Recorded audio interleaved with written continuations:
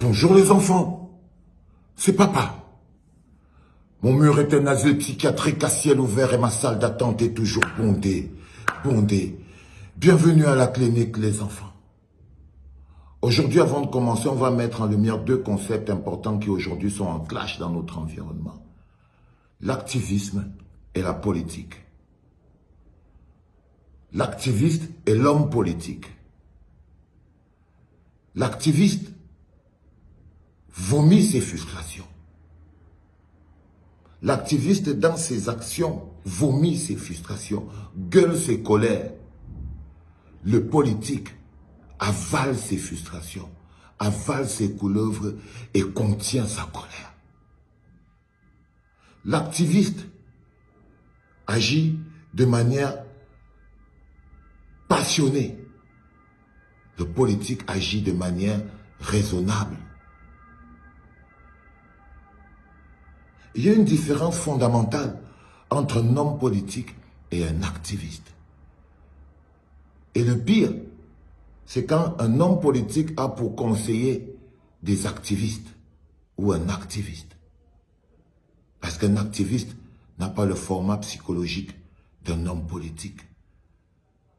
Un activiste est bruyant, un homme politique est réservé.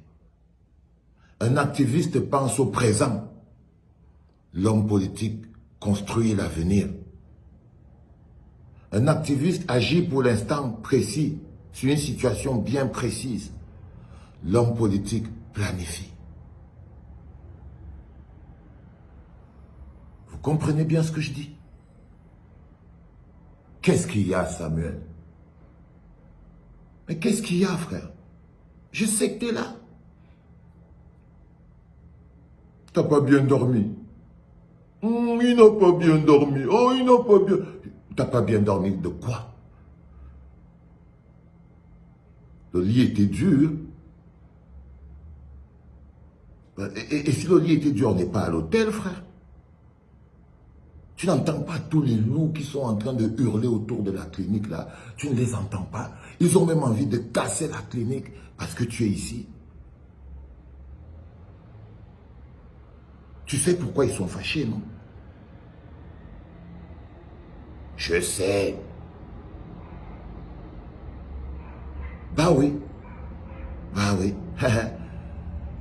Ils t'en veulent fondamentalement ton soutien à Paul Le Pillard. C'est des activistes. Vous voyez, eux, c'est des activistes. Ils sont dans leur rôle.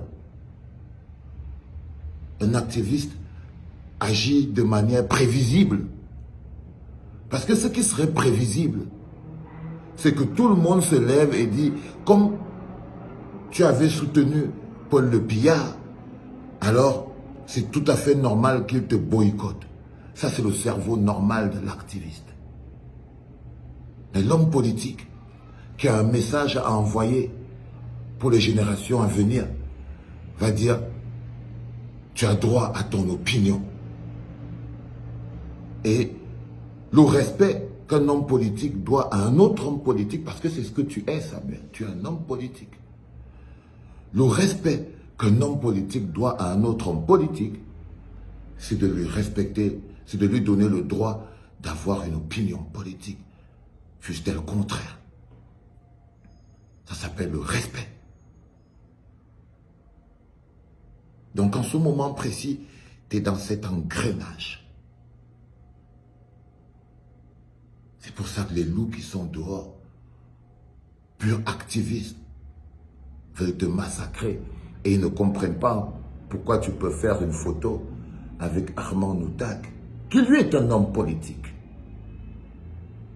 et qui a un message à faire passer. C'est que dans le Cameroun de demain, les gens ne seront pas détestés et persécutés pour leurs opinions politiques. Les gens seront libres d'avoir leur opinion politique. Et ça commence maintenant. Pas demain. Donc si tu es resté ici, excuse-moi de t'avoir gardé contre ton gré. Si tu es resté jusqu'ici aujourd'hui, c'est parce que la meute qui est là dehors, là, elle n'est pas calme. Tu les entends hurler. Le petit nerveux, le petit gros loup nerveux qui veut casser la fenêtre là, c'est Harold. Il est fâché. Mais quand tu es déjà dans la posture de l'homme politique, parce que c'est dans cette posture que tu es, frère, tu dois les convaincre. Tu dois les convaincre. Tu ne peux pas t'en foutre. Tu ne peux pas juste dire c'était mon opinion. Parce que voilà, tu n'es plus quelqu'un de normal. Là, tu te présentes à une élection. Donc, il ne s'agit plus de c'était mon opinion. Il faut convaincre les gens. C'est très important. Je voulais te le dire et je suis obligé de te garder. Je ne peux pas te sortir. C'est encore trop chaud là dehors. Mais j'espère qu'à un moment donné, les enfants, celle d'aujourd'hui est entrée dans la tête. C'était papa.